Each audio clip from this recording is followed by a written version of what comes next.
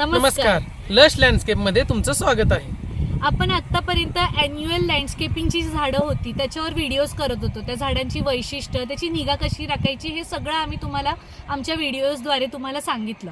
पण आता आपण एक नवीन सिरीज सुरू करत आहोत, ज्यामध्ये जे सीझनल फ्लावरिंग प्लांट्स असतात त्याची आपण नवीन इंटरकल्चर ऑपरेशन्स, लागवडीपासून त्याचं स्प्रेइंग, त्याचं ड्रेंचिंग, ह्या सगळ्या गोष्टी येत्या व्हिडिओजमध्ये आपण बघणार आहोत.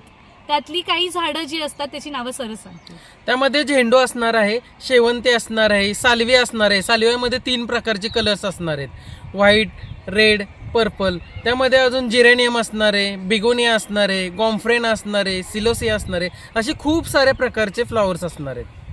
आता ही सगळी झाडं तुम्हाला माहिती असतील किंवा नाही माहिती असतील, पण आमचे व्हिडिओ नक्की बघा. पूर्ण लागवडीपासून ते शेवटपर्यंत कधी त्याला फ्लावरिंग होतं तोपर्यंतची सगळी प्रोसिजर आमच्या सगळ्या व्हिडिओजमध्ये, आजपासून येत्या सगळ्या व्हिडिओजमध्ये तुम्हाला दिसणार आहे. तर चला आमच्या प्लॉटला व्हिजिट करूया. हा अख्खा प्लॉट आहे ज्यावर आपण पिशव्या अरेंज केलेल्या आहेत. 50,000 पॉलिथिन बॅग्स आहेत त्या. पुढे आपलं प्लांटेशनचं काम चालू आहे, त्याचं व्हिडिओ मी तुम्हाला पुढे दाखवते. असे मस्त अरेंज केलेले आहेत. हे आहे इंडस कंपनीच्या टेनिस बॉल नावाची रोपं. हे रोप सरासरी 25 ते 27 दिवसाची असावी. जर जास्त दिवसात ट्रेमध्ये राहिली तर कांडी करपा नावाचा रोग त्याला येऊ शकतो. तुम्ही बघू शकता किती सुंदर आणि परफेक्ट टू प्लांटेशन अशी ही हिरवीगार रोपं आहेत.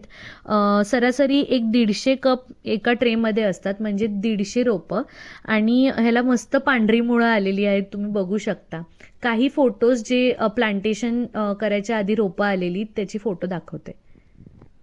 ही टेनिस बॉल व्हरायटीची रोपं आहेत. आणि आम्ही जेव्हा गाडी आमच्या इथे आली रोपांची, तेव्हा 25,000 नारंगी झेंडू आणि 25,000 पिवळा झेंडू अशी एवढी रोपं आम्ही मागवलेली. तर हे सगळे त्या ट्रेसचे फोटोज आहेत, तुम्ही बघू शकता. तर पुढे आपण प्लांटेशन बघूया आपल्या प्लॉटवर.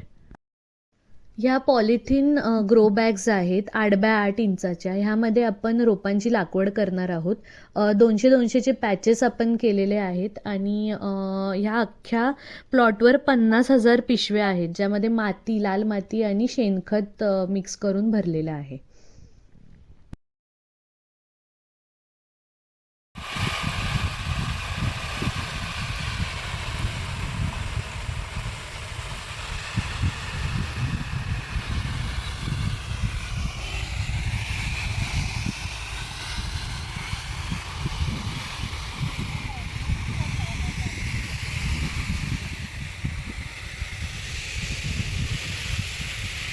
एक दिवस हार्डनिंग देऊन अशी रोपांची आपण लागवड सुरू केलेली आहे. मध्यभागी पिशवीच्या मस्त रोप लावण्याचं काम चालू आहे. खूप सुंदर वातावरण आहे पावसाचं एकदम, आणि कामं पण खूप छान चालू आहेत.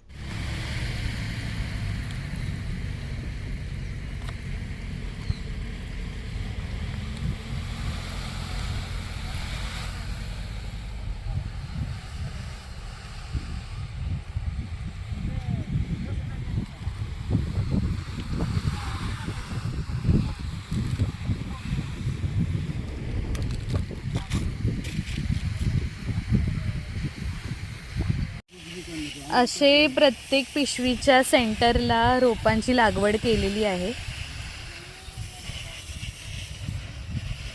आणि हे काम असं कंटिन्यू चालू आहे. एकीकडे पाणी मारणं, एकीकडे रोपं लावणं, एकीकडे ट्रे आणणं, अशी कामं चालू आहेत. नमस्कार. तर आपण प्लॉटवर आलेलो आहोत.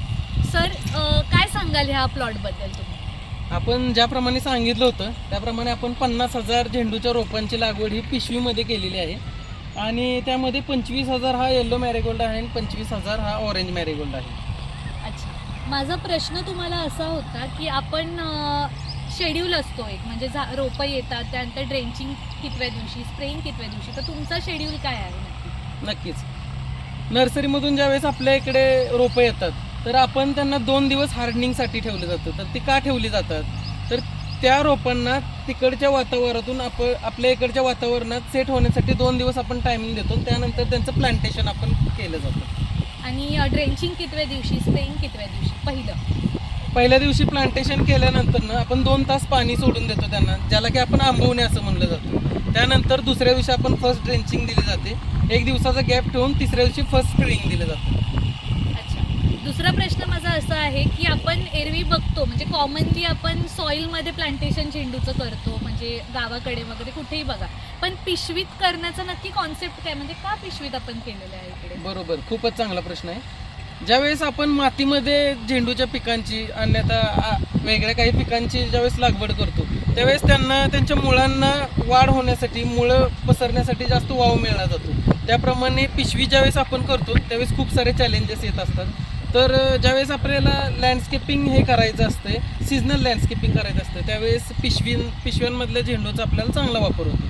तर ते कॉन्क्रीटसारख्या ठिकाणी आपण त्याचा उपयोग केला जातो. म्हणजे कॉन्क्रीट सारख्या ठिकाणी काही डिझाईन्स करण्यासाठी का? अच्छा, मग डिझाईन्स तुम्ही आधीपासून प्रिपेअर करता का, म्हणजे कॉम्बिनेशन वाईज ते डिझाईन्स असतात का? हो हो हो. ओके. ह्या प्लॉटला सगळं पिशवीत केलं आहे, त्यासाठी तुम्ही बोललात की काही खूप चॅलेंजेस येतात, तर ते नक्की चॅलेंजेस कशात येतात, म्हणजे ड्रेंचिंग स्प्रेइंगमध्ये येतात का? हां, नक्कीच. तर कसं आहे, थोडंसं कॉम्पॅक्ट असं छोटीशी जागा असल्यामुळे यामध्ये आपल्याला यांच्या मुळामध्येच त्यांना ड्रेंचिंग द्यायला लागतं. माती ज्यावेळेस आपण पिशव्यांमध्ये भरतो त्यावेळेस खूप साऱ्या प्रकारच्या बुरशा वगैरे आलेल्या असतात यामध्ये रोपांमध्ये, मग त्यासाठी आपल्याला ड्रेंचिंग घ्यायला लागतं. मग ड्रेंचिंग आपण पहिल्यांदा बायोस्टॅड कंपनीचं जे रोपं आहे त्याचं ड्रेंचिंग घेतो.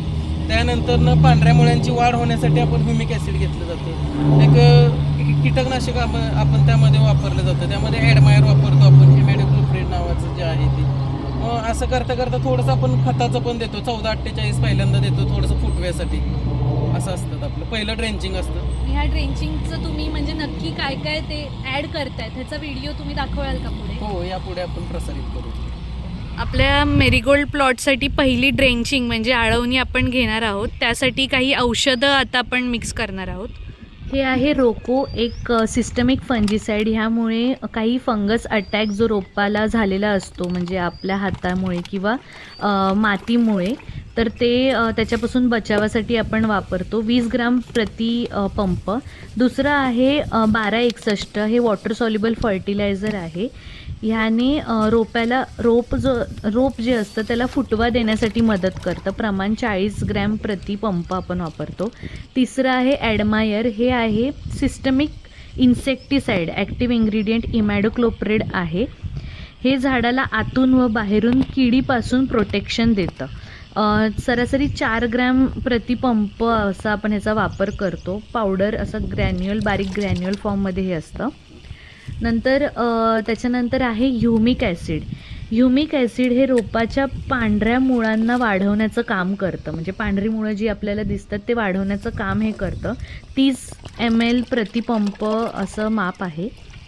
त्यानंतर असे जर स्ट्रॉंग कंटेंट आपण पहिल्या ड्रेंचिंगमध्ये घेतले की रोप लहान असतानाच भरपूर त्याला पोषण मिळतं, मग त्याची वाढ पण खूप चांगली होते. त्यामुळे पहिली ड्रेंचिंगचं कंटेंट आपला खूप चांगला असणं गरजेचं आहे. असं या औषधाला ढवळून पंपामध्ये आपण भरून घ्यायचं असतं, ज्याने पुढे ड्रेंचिंगला सुरुवात करू शकतो. लागवड झाल्यानंतरचा दुसरा दिवस आहे हा, म्हणजे काल लागवड केली आणि आज अळवणी देण्याचं काम चालू आहे, म्हणजेच ड्रेंचिंग पंपाने.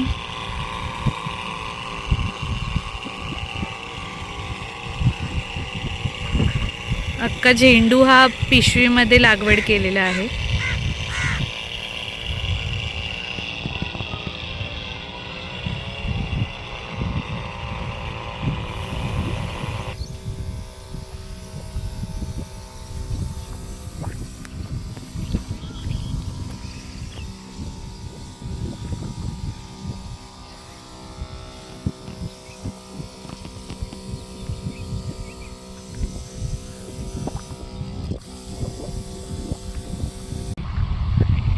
तर हे आपण सगळं ड्रेंचिंगची प्रोसिजर बघितली. स्प्रेइंगचा शेड्यूल तुमचा कितव्या दिवशी असतो आणि आपण काय काय स्प्रेइंगमध्ये घेतो? ड्रेंचिंग आपण लागवड केल्याच्या दुसऱ्या दिवशी घेतल्यानंतर 1 दिवसाचा गॅप देतो. त्यानंतर स्प्रेइंग घेतलं जातं. तर स्प्रेइंगमध्ये सुद्धा आपण एक बुरशीनाशक घेतो, एक कीटकनाशक घेतो, एक टॉनिक घेतो आणि पावसाचं वातावरण असल्यामुळे आता थोडंसं आपण स्टिकर पण घेतो. तर मग पण बुरशीनाशक तर आपण ड्रेंचिंगमध्ये पण घेतलेलं आणि काय म्हणतात स्प्रेइंगमध्ये पण तुम्ही बोलताय, मग त्यात काही फरक आहेत का? बरोबर, खूप छान प्रश्न. जे आपण ड्रेंचिंगमध्ये जे घेतलं होतं रोको बुरशीनाशक ते एक सिस्टमिक फंजीसाईड होतं. यामध्ये आपण घेणार आहोत ते कॉन्टॅक्ट फंजीसाईड असणार आहे. मग यामध्ये आपण अँट्रॅकॉल घेतलेलं आहे, टॉनिक म्हणून एक बायोझाईमचा वापर केलेला आहे आणि कीटकनाशक म्हणून कॉन्फिडर सुपरचा वापर केलेला आहे. तुम्हाला ड्रेंचिंग झाल्यानंतर, ड्रेंचिंग हे आपण फक्त मुळांना देत असतो, तर ड्रेंचिंग झाल्यानंतर झाडामध्ये काय फरक दिसतो? म्हणजे पहिल्यांदा रोप लावल्यानंतर, दुसऱ्याची ड्रेंचिंग घेतल्यानंतर तिसऱ्याची तुम्हाला काय फरक जाणवतो? ड्रेंचिंग घेतल्यानंतर नक्कीच थोडेसे आपल्या रोपामध्ये टवटवीतपणा जाणवतो, काळोखी दिसते आणि पानाचा पसरटपणा हा थोडक्यात येतो त्यामध्ये. आणि नवीन ग्रोथ पण त्याच्यात दिसत नवीन असेल. ग्रोथ दिसून येते. तर अशी आपण पूर्ण माहिती घेतली. तर स्प्रेइंगचा शेड्यूल जो तुम्ही आता आम्हाला सांगितला त्याच्याबद्दल तुम्ही ते नक्की मिक्सर काय काय घेता ते दाखवणार आहात का? हो, नक्कीच. पहिलं आहे अँट्राकॉल. हे एक कॉन्टॅक्ट फंजीसाईड आहे. यामध्ये रोपाला बाहेरून जो फंगल अटॅक होणार असतो त्यापासून बचाव होतो. 30 ग्राम प्रति पंप आपण वापरतो. दुसरं आहे कॉन्फिडर. हे एक इन्सेक्टिसाईड आहे. इमॅडोक्लोप्रेड असा ॲक्टिव्ह इन्ग्रेडियंट ह्यामध्ये आहे. ह्याचा स्प्रे घेतला तर रोप लगेच शोषून घेतं आणि किडीपासून पूर्ण आपलं काय बोलतात रोपाचं संरक्षण होतं. 10 ml प्रति पंप. तिसरं आहे बायोझाईम. बायोझाईम ह्यामध्ये सीवीड एक्स्ट्रॅक्ट आहे. एक बायोस्टिम्युलंट आहे. ग्रोथ आणि मेटाबॉलिझम वाढवतं. 30 ml प्रति पंप असा ह्याचा आपण वापर करतो फवारणी करताना. त्याच्यानंतर पुढचा घटक जो आहे तो महत्त्वाचा घटक आहे. याचं नाव आहे बायो आर 303. हे एक ऑर्गॅनिक बायोस्टिम्युलंट आणि क्रॉप प्रोटेक्टंट आहे जे रोपाला नॅचरली स्वतःला किडीपासून किंवा बुरशीपासून बचाव करण्याची ताकद देतो आहे. 15 ml प्रति पंप आपण ह्याचा वापर करतो. त्याच्यानंतर हे सगळे जे आहेत ही औषधं आहेत. आता शेवट जे आपण वापरणार आहोत ते म्हणजे आहे स्टिकर. पावसाळा सुरू असल्यामुळे ते सगळी औषधं ही रोपावर बरोबर टिकून राहण्यासाठी आपण स्टिकरचा वापर करतो. सगळं एकदम मस्त मिक्स करून घ्यायचं आहे म्हणजे मग आपला पंप तयार होतो.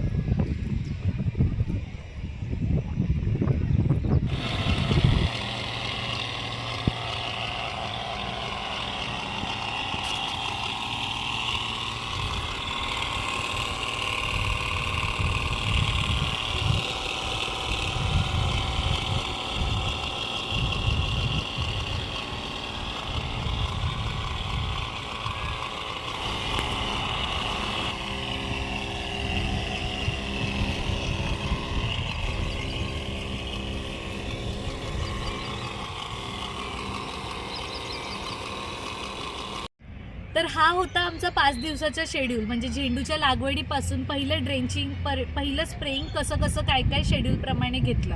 असंच पुढे आमचे व्हिडिओ अजून येत राहणार ज्यामध्ये अजून राहिलेले जे इंटरकल्चर ऑपरेशन्स आहेत ज्यामध्ये पुढचे ड्रेंचिंग, पुढचे स्प्रेइंग, टॉप पिंचिंग असू दे किंवा फ्लावरिंग कधी होणार हे सगळं आम्ही पुढच्या व्हिडिओजमध्ये दाखवणार आहोत. So stay tune. तुम्ही आपले व्हिडिओ पाहताच, तुम्हाला ते नक्कीच आवडतच असतील. जर तुम्हाला ते व्हिडिओ आवडत असतील तर त्यांना फॉलो करा, सबस्क्राईब करा आणि शेअर करा. आणि जर तुम्ही झेंडूची लागवड केली असेल आणि जर त्या बाबतीत तुम्हाला काही त्रुटी, शंका वगैरे असतील तर आम्हाला कमेंट करून नक्की कळवा आणि त्याची उत्तरं आम्ही नक्कीच देऊ. धन्यवाद.